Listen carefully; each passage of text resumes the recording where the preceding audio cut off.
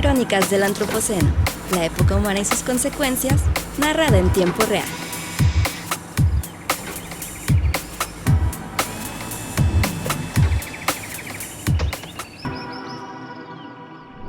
Hola, ¿qué tal? Y bienvenidos a Crónicas del Antropoceno. Yo soy Víctor González y conmigo Coco Vargas. Hola a todos. Nana Romo. Hello, hello. Y Juan Nepote. Es correcto. Así Saludos. es, todos los cristianos. Iba a decir todo. Todos los Por cristianos. Christmas, es que ya estamos, todos los cronistas We wish del you a Merry antropoceno.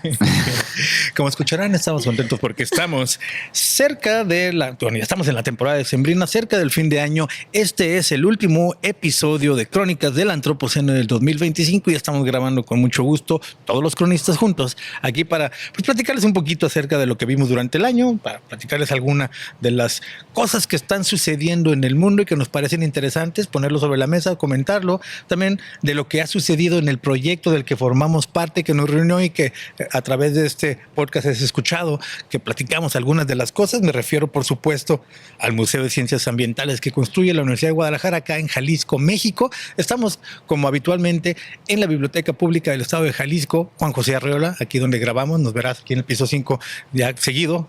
A veces andamos. Los tenemos hartos. A veces vamos a algún otro lugar, pero este es nuestro lugar de base, digamos. Estamos aquí contentos para platicar un poquito también acerca pues, de cómo va nuestro podcast, que ya cumplió este año 3 años.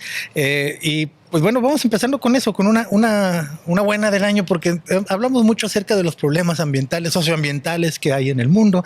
Hablamos mucho acerca de los afectados, cómo se estudian estos problemas, de cómo se enfrentan, de cómo se sufren, de cómo se representan y de qué podemos hacer al respecto en este cierre de año.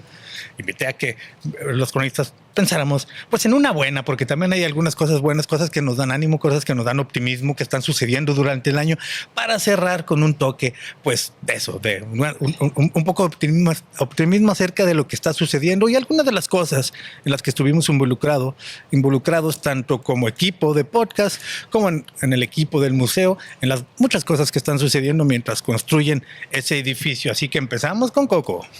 Hola, hola. ¿Cómo están todos? Bueno, pues más que nada este año quiero agradecerles. Empezar con agradecimientos, así como ya dijo Víctor. Empecemos con agradecimientos. Como cena navideña, ¿no? Claro que sí. Yo quiero levantar mi copa. Pero las cenas navideñas terminan mal luego, las familiares sobre todo. Ok. Entonces, bueno, nada más quería agradecer porque nos escuchan. Y ya. Y ya. No, ya. Quería empezar con una noticia que me pareció bastante buena, que tiene que ver con un caso de lo que se conoce rewilding. Es como regresar la fauna silvestre o la vida silvestre a su lugar, ¿no? Entonces, no sé si habían oído hablar hace algunos años del muy sonado caso de los lobos de Yellowstone. Ah, sí, claro. Sí. Es Bueno. muy bueno. Pues este es algo parecido, nada más que no son lobos y no es un Yellowstone. Pero sí es un caso de rewilding, Pero ¿no? se parece. Se parece. Tiene sus- Rewilding en español sería Resilvestrar. resilvestrar, reintroducción a la Reintroducción naturaleza. a la de especie, naturaleza, ¿verdad? sí. Ah, ok. Sí, como tal está medio Ajá. truculenta ahí el cambio, pero Entonces sí. no son lobos, no son Yellowstone. ¿Quiénes son los Son protagonistas? castores y es en Inglaterra. Ah, no, y los castores son importantes. Castores. Son los ingenieros de la naturaleza. Exactamente, porque durante más de 4 siglos, que serían, ¿qué? 400 años, sí, ¿no? Sí me salen los Por ahí, números. por ahí. Por ahí. Somos biólogos, no matemáticos. Max. Sí, claro. 40 décadas, lo puedes multiplicar así por Sí, ¿no? 80 lustros. En Inglaterra no tuvieron castores. ¿Por qué? Pues por acciones del hombre que lo empezaron a cazar, porque les gustaba su piel, su carne, y también tenían una sustancia llamada castoreo, que yo no lo sabía, sí, pues. que era muy valorada para la medicina. Yo no ¿Ah, sí? sabía eso. Ah. Y el chiste es que en el siglo XVI terminaron con los castores porque nosotros nos dimos a la tarea de quitarlos del ecosistema, ¿no? Pero a partir de esto, pues empezaron a haber cambios en los ríos, obviamente porque los castores, más allá de ser una especie más que habitaba el ecosistema, pues tenía una función que desapareció cuando le hicimos el favor de dar las gracias de vivir en ese hábitat, ¿no?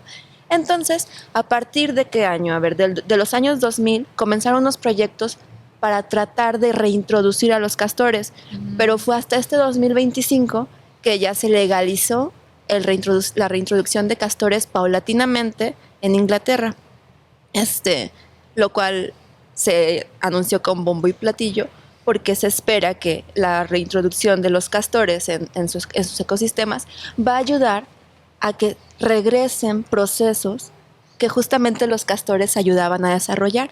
¿Qué procesos? Bueno, pues los castores, como algunos sabemos, otros no, pero ahorita se van a enterar. Los castores son estos animales que son del orden de los roedores, sí, son del orden de los roedores, tienen unos dientecillos, pero son de la familia de los Castoridae. Entonces son la familia de los castores, pero son parientes de los ratones. Les gusta hacer presas y se alimentan de plantas, pero también con madera y todo, hacen sus represas, y ellos son los causantes o como consecuencia cambian o dan nuevos flujos a los ríos, arroyos, generan humedales. Okay. Entonces estas actividades hacen que el ecosistema esté sano. ¿Por qué? Porque lo mantienen, valga la redundancia, diverso. Son los ingenieros del agua. Son los ingenieros del agua, porque en unos lugares hacen que se acumule el agua con las presas, en otros lados hacen que se cambien los cauces, y entonces aparecen libélulas, anfibios, reptiles, otro tipo de fauna, gracias a lo que ellos hacen en el ecosistema, cosa que desapareció cuando ellos ya no estaban. Entonces esperan que ahora que vuelvan ayude a prevenir inundaciones y regresen especies que ya no estaban, y el ecosistema mejore en su salud, ¿no? Qué interesante. Eso acaba de, digamos, empezarse a introducir. Todavía no podemos hablar de, como en el caso de los lobos, de resultados, de ¿no? resultados Sí. que se noten pues desde el aire, ¿no? Cambió el flujo de los ríos en el caso de Yellowstone. En el caso de los castores seguramente algo así pudiera suceder. Pero es algo nuevo que se acaba, digamos, de esto, una semilla que se acaba de sembrar. Es un proyecto que, como decía, empezaron a hacer pininos desde el 2000, pero ya llevan, que son 25 años, en hacer prueba y error. No todo ha sido miel sobre hojuelas, porque, por ejemplo, en el caso de Yellowstone, todo lo que pasó con la reintroducción de los lobos fue en un área protegida. Entonces, un ambiente más controlado. exactamente, ¿no? Y aquí no es así. Aquí, donde esperan reintroducir a los castores, es un área donde están conviviendo con agricultores, con gente que vive ahí, que no toman del todo bien esta nueva idea porque los consideran como intrusos, o como que les van a cambiar el cauce del río, o como que les van a hacer un daño, ¿no? Es este problema de que ya no estamos tan acostumbrados a convivir con lo que en realidad es natural, porque todas las reglas las poníamos nosotros sobre la mesa. Y el darle otra vez espacio a que los procesos se restauren, en lugar de hacer lo que nosotros queremos, como entubar ríos y todas estas cosas, pues sí tiene un problema, porque hay que gestionar. ¿Gestionar con quién? Pues con la comunidad, porque con la naturaleza lo único que hicimos de repente fue hacer un poco de daño, ¿no? Pero ahora estamos tratando de remediar esta situación. ¿Cómo? Bueno, pues tratando de dar 2 pasos para atrás o muchos más para atrás para poder regresar al animal a su hábitat, y que hagamos las paces con los procesos que él detonaba. Muchos procesos en los cuales él era protagonista o central, aunque en este caso no era el depredador, pero era pues el ingeniero. El ingeniero. del agua. El Inge. El Inge que provocaba que se dieran pues unos pequeños nichos en donde sucedían otras cosas, llegaban otras especies, pero al quitarlo, pues bueno, las cosas cambiaron. Esa es la marca del antropoceno, porque esos paisajes o esos ecosistemas más bien así funcionaron por muchos años. Ahí sí, lustros, décadas, siglos, milenios. Hay que ver al físico para cuando Hay que uno dice seguir eso. hay que seguir con el calendario. Buscando reafirmación matemática. Reintroducción de castores en Inglaterra. Vamos a estar pendientes luego para ver qué tal se dan los resultados. En el caso de los lobos de Yellowstone se esperaban ciertos resultados, se lograron, y encontraron algunos indirectos, incluso más allá de lo que estaba previsto, que parece ser que van muy bien. Están reintroduciendo también bisones, el bisonte, el American Bison, bisonte se llama. Ajá. Bisontes también en algunas partes en Norteamérica. De regresarle a la naturaleza algunas de las piezas o algunos de los personajes que le quitamos, es una marca interesante, y me parece muy buena elección tuya, Coco, de algo optimismo de regresarle lo que le quitamos. Sí, es que no solo estamos regresando a una especie, sino que estamos regresando a una relación que se había roto. Una en la dinámica. una dinámica en la naturaleza. No, y luego es bien interesante, ¿no? Bueno, a veces a mí me gusta pensarlo con un poquito de humor. Imagino cómo es reintroducir. O sea, tú siendo un castor, acostumbrado a que te den de comer todos los días y de la nada, vámonos a la naturaleza. Órale, hacer lo que se supone que sabes hacer. Lo que tus genes vienen. Sí, órale. implantados. No, por eso decía que ya es un proceso que va Largo. desde el 2000 y también está planeado. Hola, Isabela.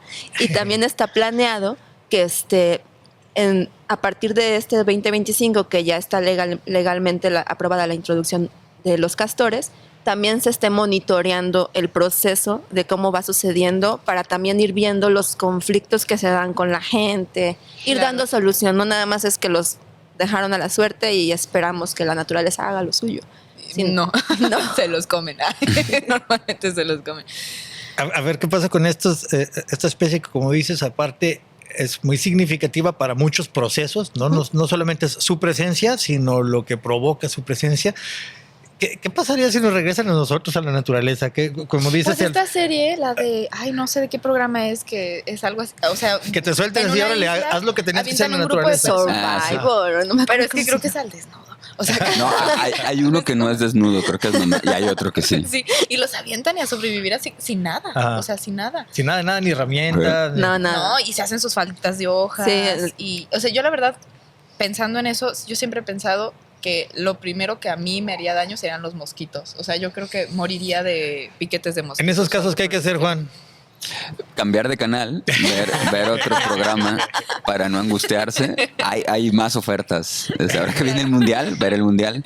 Yo creo que lo primero que trataría de hacer es fuego, que ya es tecnología y ya nos vuelve a separar la naturaleza, pero con fuego espantas a los mosquitos, tienes con qué cocinar, con qué hervir el agua, pero no les dieron ollas, no les dieron ni siquiera. No, no, ahí incendiar la estás. isla con fuego. O sea, también se te puede salir de las manos. Ok, un rewilding humano no lo vamos a hacer este No. próximo año, lo vamos a dejar como proyecto a futuro. Una buena del año, Juan, platícanos alguna. Pues yo lo que había pensado era una noticia local que tiene varios componentes, pero sirve de metáfora para otros. En la Universidad de Guadalajara, donde trabajamos, la institución de la cual forma parte el proyecto Museo de Ciencias Ambientales, este año cumplió 100. Todo 2025 ha estado tratando de celebrar su centenario. En realidad no, exageré. No, o sea, sí se cumplen 100 años, Te invito pero, a mis 100 años. pero todo 2025 no ha estado festejando. O sea, formalmente es el 12 de octubre de 1925, entonces realmente de octubre en adelante es cuando empezaron a festejar. El resto del año no. Pero ha permitido en algunas personas y en algunas áreas de la universidad pensar la universidad otra vez. O sea, 100 años después, ¿en dónde está? ¿Qué le hace falta? ¿Para qué sirven las universidades? Dándonos cuenta que de alguna forma el futuro ya no es lo que era. O sea, lo que hace 100 años se imaginaba que iba a ocurrir con esta universidad y esta ciudad, creo que es muy diferente de muchas maneras. Pensemos en cosas muy puntuales como las inteligencias artificiales generativas que han cambiado el ritmo escolar. O sea, ahorita dar clases en la universidad es muy diferente a cómo era dar clases hace algunos años. ChatGPT. Sin ChatGPT. Y entonces hay mucha gente que se queja y lo lamenta terriblemente. Y otros que dicen, bueno, lo que pasa es que hay que actualizar también las dinámicas y las pedagogías. Entonces, bueno, hay un debate interesante. Yo celebro la posibilidad de esa conversación, de ese análisis, bajo el pretexto de que cumple 100 años esta universidad y qué hace. Nos permitió también recordar que la universidad nació en ese 1925 con un museo asociado y era algo que no estaba tan presente en el recuerdo. Cuando nació esta universidad, por decreto, le pasaron, digamos, la biblioteca en la que estamos actualmente, ya existía, pero se la asignaron para que la propia universidad la administrara. También un observatorio, el Observatorio Meteorológico y Astronómico, y también nos permitió construir su historia ahora, y el Museo del Estado, que había nacido en el 18, y también se lo asociaron. Entonces, esa perspectiva nos permite tratar de imaginar ahora, 100 años después, pues que hay un Museo de Ciencias Ambientales aquí en ebullición, en planeación, y que sería muy necesario tenerlo listo, hacer las gestiones que hagan falta para finalizarlo. Pero bueno, abre, como les digo, una perspectiva interesante. Y también yo quiero contar una cosa, ya a una escala también más cortita, pero que tiene que ver con el otro extremo de estos festejos como de los centenarios. Bueno, hay 100 años de la universidad, pero en el Museo de Ciencias Ambientales se sumó un nuevo miembro del equipo del proyecto que se llama Isabela, que ahorita nos tiene aquí muy, muy atentos porque está muy cerca de nosotros, pero creo que ha sido una alegría verla y conocerla todos los días, pero creo que también tiene que ver con construir el futuro y con volver a pensarnos todos en cómo somos, quiénes somos, cómo actuamos en las oficinas, cómo construimos la ciudad entre todos y que no solo sea una metáfora, sino también ver cómo el ritmo cotidiano del trabajo pues se adapta y nos adaptamos nosotros a alguien como Isabela, que ahora nos acompaña en la... Isabela, por cierto, Isabela es hija de Gaby Vaca, que está aquí presente, la subdirectora del museo. No nos están viendo en YouTube, pues Isabela está presente. Le acabamos de poner los audífonos y como que no le está agradando mucho. Tampoco le está desagradando, he de decirlo, pero está curiosa. ¿Qué es lo que está pasando? Isabela tiene casi 7 meses, ¿cierto? 8 meses ayer cumplió. Ay, ayer cumplió 8 meses. Para que vean qué despistado estoy. Pero pues es una buena noticia de este 2025. Cosas nuevas, gente nueva que nos viene a acompañar aquí. Hola. Mira la carita que hace porque nos está escuchando a través del audífono. Sí, Juan, me parece muy atinado que mencionemos esto, que la Universidad de Guadalajara, para quienes nos escuchan fuera de Guadalajara o en otro de los países hasta donde llega Crónica de la Antropoceno, ahorita leemos la lista.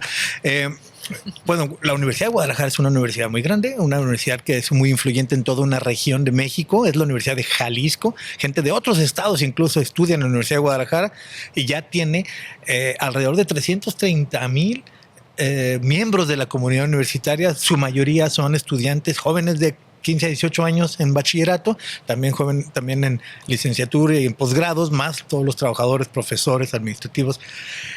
Y un recuento detallado de eso lo puedes escuchar en Crónicas del Antropoceno, episodio 118, donde Juan, que sabe mucho de la historia de Guadalajara y de la Universidad de Guadalajara, nos explica más a detalle esto. Pero sí, 100 años de... El episodio le pusimos la ciudad y su universidad, porque una universidad tiene mucha...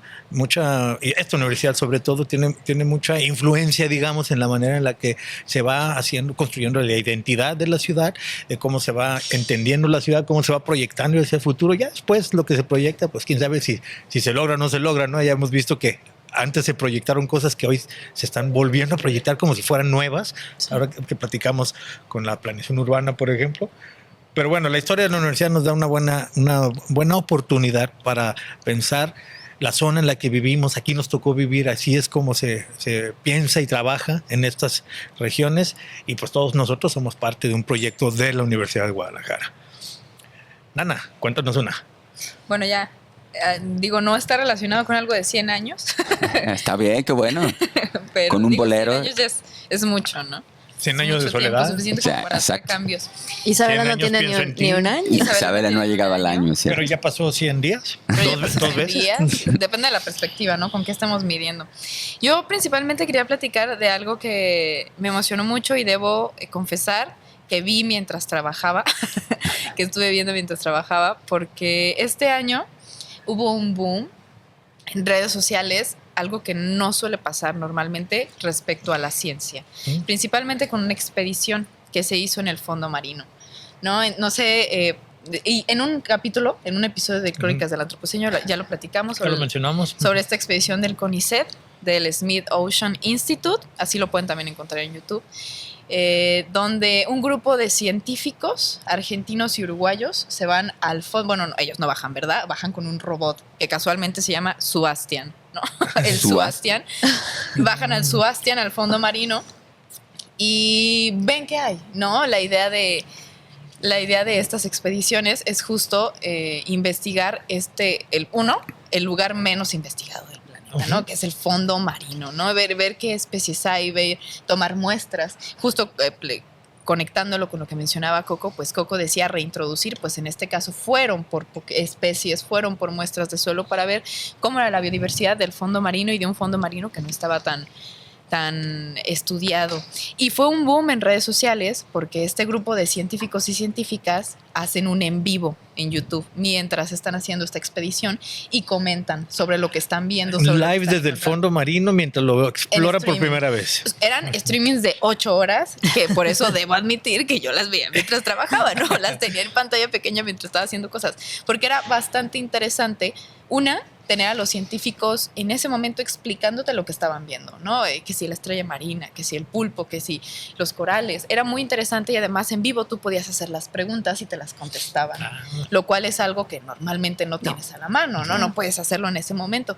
Y además hay que agregar que estas personas eran carismáticas, muy carismáticas. ¿Buenos para narrar? Muy buenos para narrar, hacían comentarios graciosos, divertidos, y eso los llevó a tener transmisiones de casi 4 millones de personas en sus lives, ¿no? Algo que no es común en ámbitos de la ciencia y sobre todo estos ámbitos que son medio duros de la ciencia, ¿no? Una expedición. Sí, o sea, no son deportes, no son celebridades. Exactamente, ¿no? Es una expedición literalmente de expertos en el tema emocionándose por ver, no inventes poliquetos, no inventes ese tipo de cosas, ¿no? Y la gente, ¿pero qué es eso? ¿Qué es un Ajá, sí, coral? aunque no seas ¿Qué es un especialista, pulpo? la aventura misma. Claro, y ellos explicaban. Ajá. Y sobre todo hubo, que fue como el pic de esta experiencia en redes sociales que tuvieron, fue que apareció, entre otros animalitos interesantes, una estrella marina con una estructura física bastante interesante, la cual podría sugerir que se veía como nalgoncita. Se veía nalgoncita la estrella Digamos marina. que era Patricio. Digamos De que era glúteo Patricio. prominente. Ah, ok. Exactamente. Es como Entonces, el mono viajaron personaje. estas imágenes como memes a lo largo de las redes sociales y atrayeron más atención al en vivo, ¿no? Siendo uno de los en vivos pues sí, se más enseña. exitosos que ha tenido este proyecto, porque siempre hacen en vivos. O sea, siempre hay en vivos del fondo marino, pero en este caso fue súper exitoso en redes sociales, lo cual yo veo que es una súper noticia para nosotros pensar que a lo mejor los temas científicos solo necesitan un poquito de chiste, un poquito de chiste para un poquito de moverse. punch. Y una adopción de las tecnologías de comunicación. Y nada más por agregar, actuales. gracias a esta expedición se encontraron 40 nuevas especies. 40 nuevas especies. Además de tener muestras nuevas y fotografías de ultra alta definición del fondo marino, lo cual es, o sea, tener la oportunidad de ver el fondo marino en ultra alta definición, 4K HD así, del fondo marino es algo que no se ve todos los días. Entonces, lo quería comentar porque justo creo que es como un hito para las redes sociales, sobre todo, que algo que normalmente no te enteras a menos que seas del área o del gremio. Sí. Todo el mundo se enteró y había videos y había memes y todo el mundo estaba hablando del tema.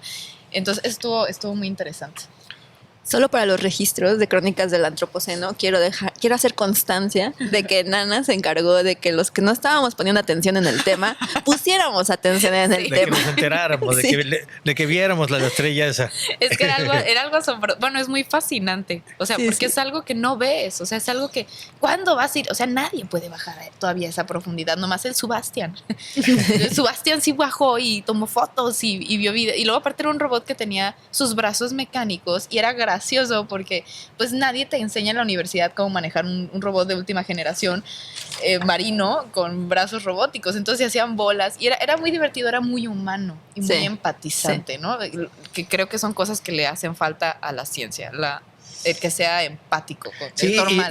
y buscarle y encontrarle, no nomás porque sea interesante para el científico, tiene por qué ser interesante o ser algo comunicable para la sociedad en su conjunto. Es de ahí que la divulgación científica tiene retos y en ocasiones los logra, como en este caso. Por ejemplo, cuando la primera vez que una nave humana llegó a la Luna, pues se transmitió y millones de personas lo vieron. Según entiendo, para la 12ª misión que iba para la Luna, ya no lo querían ni transmitir porque el rating cayó inmediatamente y seguía haciendo un viaje a la Luna con una nave un poquito más sofisticada, con una misión más compleja, con vehículos iban a bajar y 2 personas iban a caminar, la número 11 y la número 12, ya no eran la 1 y la 2. Así que bajó el rating, hay que encontrarle nuevas maneras de hacerlo interesante, ¿no? Estrategias. Y en este caso, redes sociales más dron, más investigación de punta, lograron ese atractivo. No, y aparte, o sea, reconocían, porque se escuchaba la conversación completa de todos los investigadores, porque era como un estaban cuartito. viendo por primera vez, lo que tú escuchabas era su conversación. Exactamente, era su conversación completa y entre ellos reconocían que no tenían ni la menor idea de qué decir en un live. O sea, que era la primera vez que hacían un live. Entonces Ajá. eso estuvo, o sea, fue una sorpresa muy grata que ellos siendo ellos y ellas siendo ellas, Ujú. captaron la atención pues del público. Entonces eso está muy interesante. A mí me encantó la parte porque me pareció súper valioso porque nosotros no cuidamos lo que no conocemos Ujú. y no amamos lo que no conocemos. Entonces fue una manera como muy buena Ujú. de darnos a conocer lo que hay en el fondo marino. Uno, por las nuevas especies, bien por eso. Sí. Y otra, porque es otra manera más de presentar la naturaleza a las personas. Porque no todos tenemos la oportunidad, como dices, de bajar al fondo marino. Yo no sé snorkelear, ni bucear, ni nada de eso. Entonces, para nada. Entonces fue una buena manera de acercarnos a la belleza de la naturaleza. Sí, ¿no? Y es muy asombroso, muy, muy asombroso. Y más en ultra alta definición. El anuncio completo. Pues yo les voy a platicar algo también del mar y que tiene que ver con esas especies y con ese fondo marino y con todas las demás especies que habitan en los océanos, que cubren casi 80% de la superficie de nuestro planeta. Se llama planeta Tierra, pero si lo ves, más bien parece planeta agua. Y que muchas de esas son aguas internacionales y que una gran preocupación es que en las aguas internacionales se puede hacer lo que sea. Y ya tuvimos un episodio en el que hablamos con un experto con respecto a la preocupación por la minería de fondo marino, que al no haber regulaciones internacionales inició el año pasado. Ya algunas misiones ya están yendo al fondo marino porque no van a ir a buscar especies, van a ir a minar, a obtener, a levantar todas las rocas que están al fondo y que al parecer tienen un alto contenido de materiales valiosos como tierras raras, como cobalto, níquel, cadmio y muchas cosas que se necesitan para la tecnología, cuya minería en tierra es muy cara. Esa es una de las muchas cosas que en aguas internacionales sin regulaciones pueden suceder. Y por eso por décadas ambientalistas, científicos, investigadores de diversas áreas han estado propugnando, impulsando que se firmen tratados internacionales. Y este año, y esa es la buena, de hecho hace poco, el 19 de septiembre, y tras décadas de trabajo de estos científicos ambientalistas y de diplomáticos científicos, la diplomacia científica, que es una nueva para mí. Bueno, también mi compañera Maritza Gómez es especialista en diplomacia científica, me había introducido al tema, pero aquí lo conocimos más porque nos visitó y aquí lo entrevistamos un especialista que nos explicó cómo se aprobó un tratado de alta mar que busca proteger los ecosistemas y la vida en todo el océano más allá de jurisdicciones nacionales. Es decir, cuando ya salieron de las aguas soberanas de cada país, en donde se pescaban ballenas, donde se cazaban delfines, donde se estaban haciendo esta minería, ya va a haber nuevas reglas. Los gobiernos adoptaron formalmente este tratado, pero se tenía que ratificar por lo menos por 60 países y llevaban años y años y años en hacer eso. Pero por fin, gracias a la diplomacia científica, este número se alcanzó el 19 de septiembre de 2025, lo que hace que oficialmente en 120 días a partir de ese día entrará en vigor esa nueva regla. Van a apurarse para llevarse lo que puedan antes, pero a partir del 17 de enero del 2026 será ilegal hacer cualquiera de esas actividades en aguas internacionales sin que se hayan hecho ya los debidos trámites, registros y permisos, que se van a llevar mucho tiempo y que van a por lo menos a patear el bote, a retrasar un poquito esas actividades que seguramente estaban pues fuera de las normas recomendables. Ese experto internacional que vino aquí, que estuvo aquí con nosotros en Crónicas del Antropoceno, es Alexis Roy, que nos explicó sobre la relación, fíjate, diplomacia científica, la relación entre la política internacional y la ciencia. Y algunas de las cosas muy interesantes que nos platicó aquí, que luego lo puedes escuchar, es el episodio 120, es cómo la ciencia, y esto me parece que muy interesante, Juan, la ciencia como infraestructura de confianza. Dice, el consenso científico, voy a citar lo que nos dijo, dejó de ser simplemente un insumo técnico para convertirse en una infraestructura de confianza en la gobernanza global. Entonces, los datos que aportan los científicos son herramientas de negociación entre los países para alcanzar acuerdos y para alcanzar nuevas políticas y gobernanza. Esto es una de las particularidades importantes. Rápido digo otras dos. La ciencia como lenguaje universal para los acuerdos, nos dijo Alexis Roy, que insisto, puedes escucharlo el episodio completo, no tiene desperdicio, dice muchas cosas muy interesantes y estuvo aquí, de hecho físicamente aquí, aunque él es de Barcelona y me dice que solamente está 100 días al año en su casa, todo el demás tiempo se la pasa viajando como un diplomático que es, pero casualmente cuando lo invité al podcast estaba en Guadalajara, así que vino y aquí platicó con nosotros. Sí, De veras que viaja. ¿Verdad que nos tocó que estuvo aquí, nos acompañó, fue a conocer el jardín, ahorita nos platicará del jardín, ya conoció el jardín, ya conoció el edificio del museo y después trajo a la comitiva de Barcelona a la Feria Internacional del Libro. Pero bueno, habló como eso, la ciencia como lenguaje universal para acuerdos, que la diplomacia científica utiliza el conocimiento y la evidencia para facilitar esos acuerdos cuando las visiones políticas nacionales son divergentes. En el caso del Tratado de Alta Mar, la ciencia actuó como el lenguaje neutral, es decir, con base en datos, permitió que los estados superaran puntos de discordia y llegaran a consensos. Estos consensos, afortunadamente, ya no nomás son los 60 países que firmaron, sino ya están la mayoría de los países. México ya se contó también como uno de ellos, de la Unión Europea ya varios de los países. Y lo que hace también que pongamos atención, porque aunque es una buena, no es una solución, sino es un paso en la dirección correcta. No, y lo que nos decía Alexis también, Roa, es que es importantísimo tener en cuenta la relevancia geopolítica del océano. No solamente estamos hablando de la conservación de las especies, que eso por sí mismo debería de tener un lugar central, pero el océano ahora se está convirtiendo en un tablero de poder global y ahí se están dando no nomás la explotación, sino los movimientos geopolíticos y que nos llevan a cosas como, por ejemplo, el calentamiento global. El cambio climático del que hablamos es un calentamiento global que va a provocar deshielo de los polos.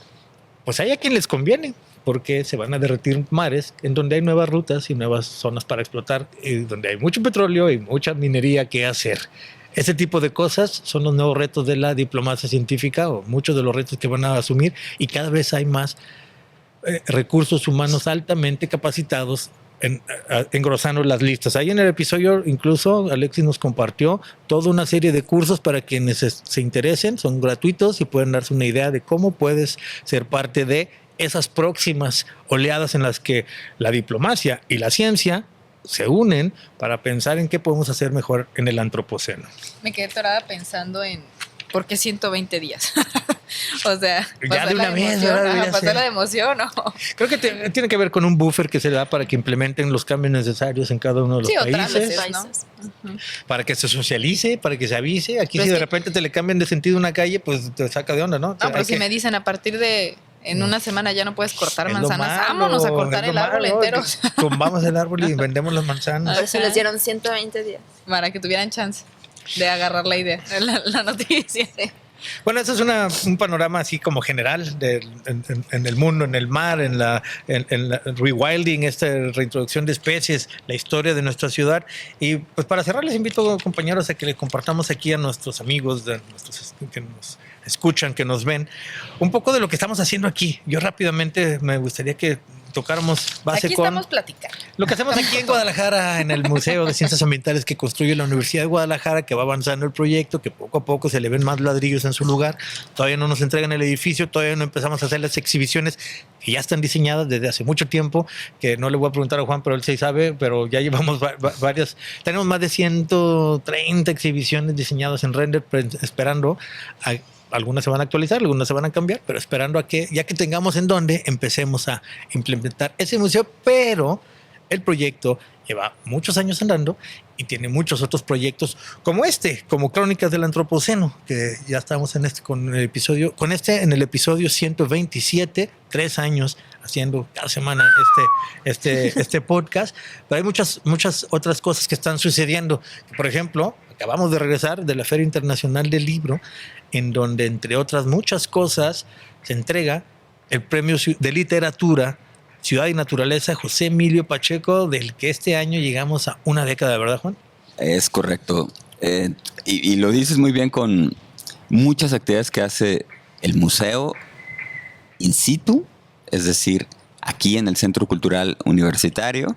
También ya han ocurrido actividades verdaderamente in situ en el edificio del museo, porque ya lo platicamos alguna vez acá, que el Museo de Ciencias Ambientales fue la sede del Coloquio Nacional de AMCIT, de la Asociación Mexicana de Museos y Centros de Ciencia y Tecnología, hace un par de años, si no me equivoco.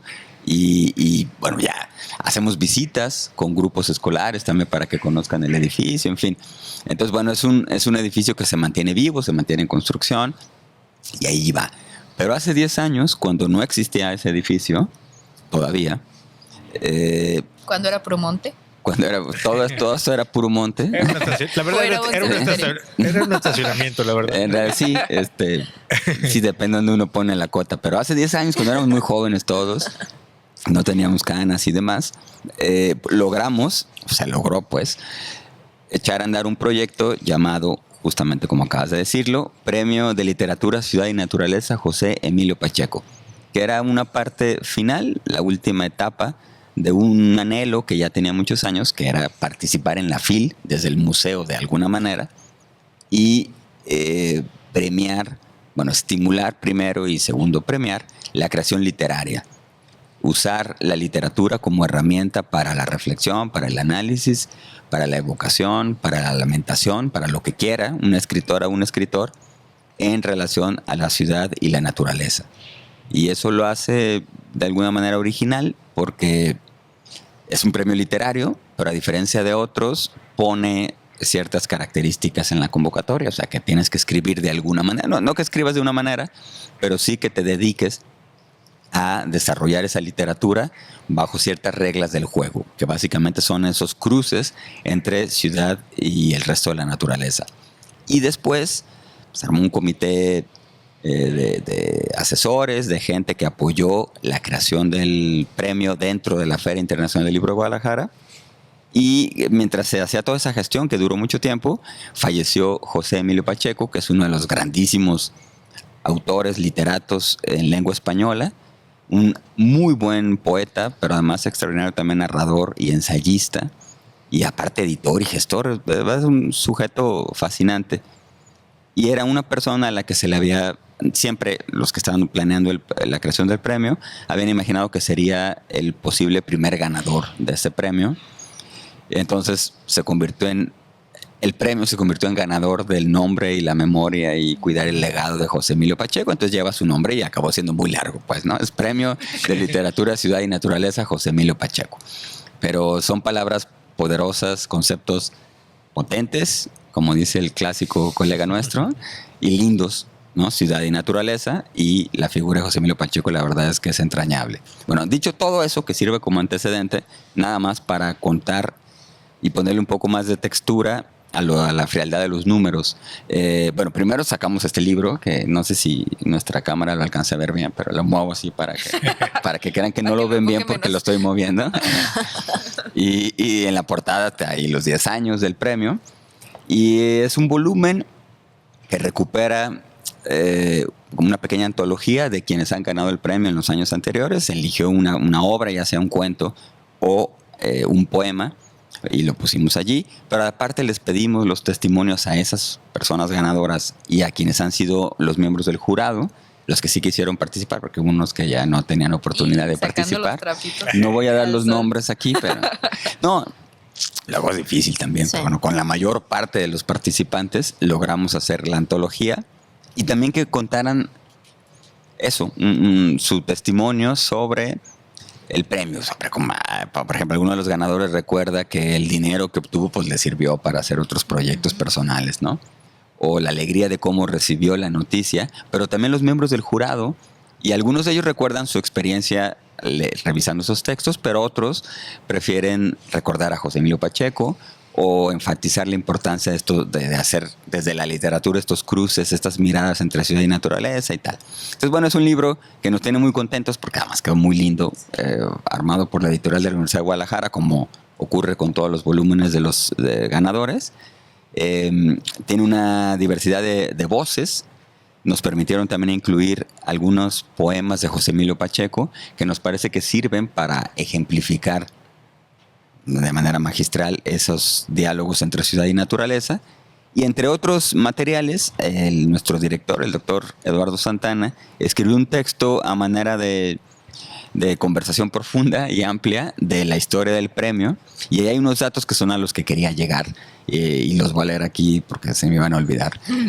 Pero él recuerda que en estas 10 ediciones del premio se han acumulado 11 ganadores, 1,682 obras. O sea, en estos 11 años ha servido el premio para incentivar que 1,682 personas o que se generen, que se creen 1,682 obras que han llegado de toda la República Mexicana, de los 32 estados y de 35 países de los 5 continentes. Entonces, estamos muy contentos, muy apurados también. A Coco le toca hacer una gestión muy importante ahí de ir recibiendo y luego corroborando que todo sea correctamente. Entonces, hay muchas tareas chiquitas, medianas y grandes para que el premio opere, y que recientemente le entregamos el premio al ganador de este año, a Francisco López Serrano, un escritor español, que nos dio mucho gusto verlo acá en el jardín y tal. Bueno, para que todo eso ocurra, deben pasar muchas pequeñas, medianas y grandes acciones, y es una labor, creo que de muchas personas, muy, muy amplia. Y bueno, lo celebramos. Llegar a 10 años en casi cualquier cosa, incluso en la vida, no está fácil. Pero mantener un premio institucional por 10 años, hay pocos que perduren, y ojalá pueda seguir adelante. Sí, mencionaba Zairi Karp, la directora de la editorial que hacen, que imprimen estos libros y que puso todos ahí durante la premiación. Con portadas muy lindas, además. Las meras portadas, y ver la colección, y mencionaba ella que eso era una buena manera de ver cómo es un premio consolidado, ya desde el punto de vista de los especialistas de la producción editorial, 10 años. Y también tuvimos aquí, Juan, a Gaby Martínez a platicar de literatura en el episodio 114, lo puedes escuchar, la explicación completa, pero cómo Gaby Martínez agarró este término que ayudó a nombrar algo que en el premio Ciudad y Naturaleza, pues bueno, se le llama Ciudad y Naturaleza, es una aproximación similar, pero no, al menos a mí me abrió la perspectiva de cómo esta manera de escribir desde lo artificial sobre lo natural, desde el paisaje urbano sobre la reminiscencia o anhelo de la naturaleza, no es algo que a lo mejor no es muy nuevo, pero no se le había nombrado, y es algo que está presente en muchas partes del mundo. Según entiendo, él hace este festival en muchos lugares, y estuvo aquí también en el premio. Sí, y yo los invito también a que escuchen esa charla con Gaby, porque creo que fue muy divertida y muy elocuente para ejemplificar estas cosas. Él ha sido un abanderado de esta causa, le puso ese nombre de literatura, que ha resultado muy afortunado, y que en otros idiomas, por ejemplo en lengua inglesa, ya existía la literatura de naturaleza, digamos, para nombrar algo que, como bien dices, siempre ha estado ahí. Es decir, desde la historia de los orígenes, en cualquier campo internacional de la literatura, podemos encontrar obras en las que la naturaleza es protagonista o tiene un papel muy importante como escenario, como actor, actora, en fin, actriz, como elemento fundamental, ¿no? Pero en los últimos años, por lo menos en los últimos 20 quizás, ha habido una explosión, un boom muy importante de literatura que está volteando a ver la naturaleza, y que es un reflejo, como siempre en la literatura, de lo que ocurre con la sociedad, con las personas apuradas, preocupadas, interesadas, comprometidas con construir mejor nuestro presente e imaginar este futuro. Y también, entonces, bueno, estamos volteando a ver qué pasa con eso. Entonces hay una gran cantidad de obras que se publicaron en los últimos años, de expediciones y la montaña, por ejemplo, con la idea de caminar, de deambular por la ciudad como hacíamos por las montañas, los homínidos, en fin. Hay muchos elementos ahí de cruces muy atractivos, y Gaby lo ha hecho muy bien en su Festival Literatura, y ahora estamos buscando también hacer un reflejo, un eco con él acá en el Museo de Ciencias Ambientales. Gaby fue participante o colaborador nuestro como miembro del jurado que eligió a la obra ganadora, y entonces, bueno, eso también representa un crecimiento de este premio, con incorporación de jurados de la calidad de Gaby. Siempre hemos tenido muy buenos jurados, pero además alguien extranjero que coincidentemente es catalán, y Barcelona fue el invitado de honor en la FIL de este año. El próximo es Italia, entonces eso nos dificulta la cosa, porque no podemos tener a un miembro del jurado italiano, porque el premio convoca a ganadoras a escritoras y escritores en lengua española.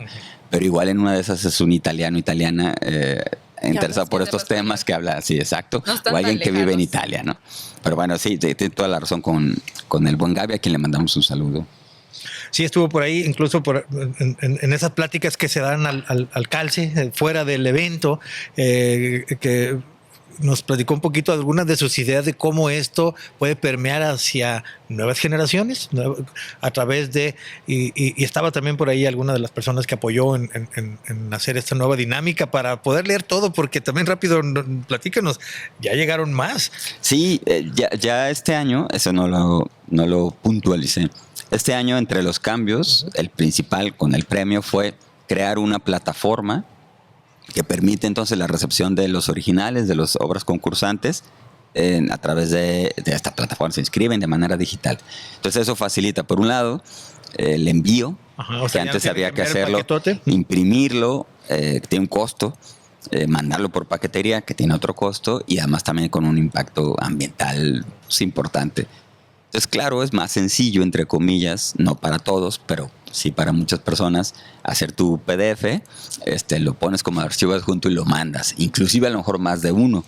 Entonces, eso te hace sospechar que íbamos a recibir más obras concursantes y a lo mejor no todas con las características que se requieren, porque antes implicaba un trabajo, un costo, imprimías, entonces le echabas más ganas y a lo mejor ahora era más sencillo. Entonces, estamos viendo a ver cómo se comportan los concursantes en los siguientes años, pero claramente en hubo un incremento sustancial de las obras en concurso. También amplió el número de países participantes, o sea, la gente desde donde los manda. Y bueno, ahí creo que quien vio muy claramente la plataforma es Coco, entonces también podrá decir algunas cosas. Sí, sí al fue más respecto. sencillo, Coco, que hicieron su PDF. Pues depende, ¿no? No, la verdad es que de pasar de la manera artesanal, por así decirlo, de cómo venía operando el premio a esta nueva etapa digital, que el museo se suma a esta etapa digital con los beneficios de que disminuye la huella de carbono de lo que implicaba, ¿no?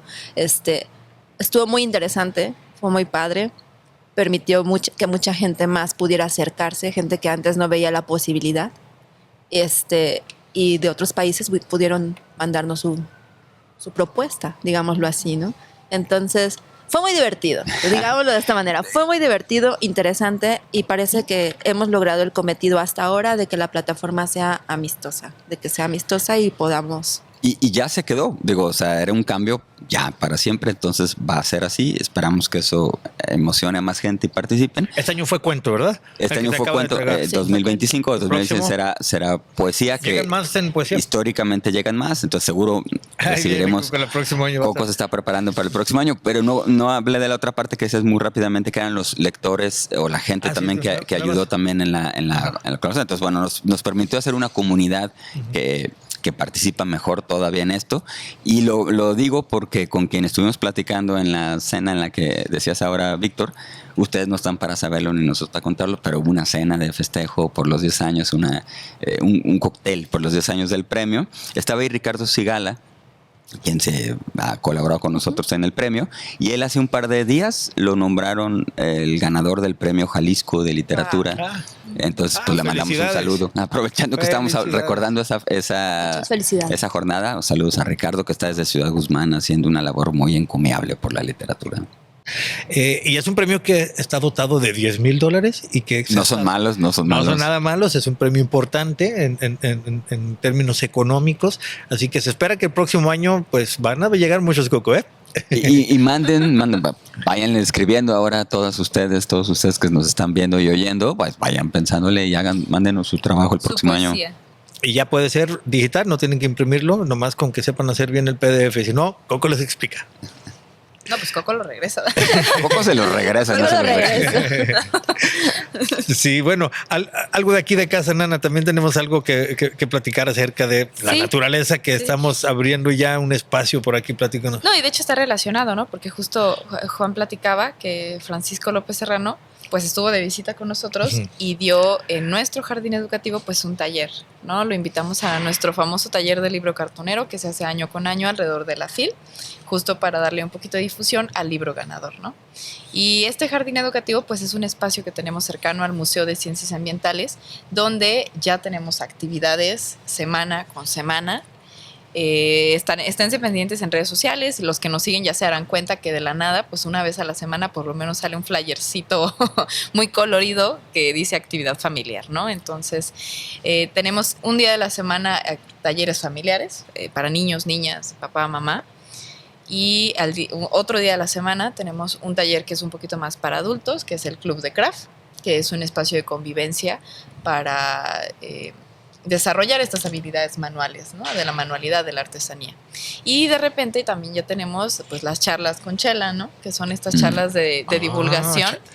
Para los que nos escuchan en Sudamérica que no le dicen chela, ¿cómo se dice? Cerveza. Charla con chela. Charlas con cerveza. Oye, ¿quién fue el primero ahí, el que abrió? Juan Nepote. Juan Nepote, un multipremiado que nos habló un poquito de la ciudad y los árboles. La verdad, algo muy interesante con un plot twist que nadie se esperaba. Sobre todo lo de las frases y las palabras que querían cambiar la manera en que escribir. Muy interesante. Los invitamos, de hecho, a que vengan. El 19 de diciembre de 6 a 7 tenemos otra edición de Charla con Chela ¿Con quién? Víctor ¿Quién? Quintanilla.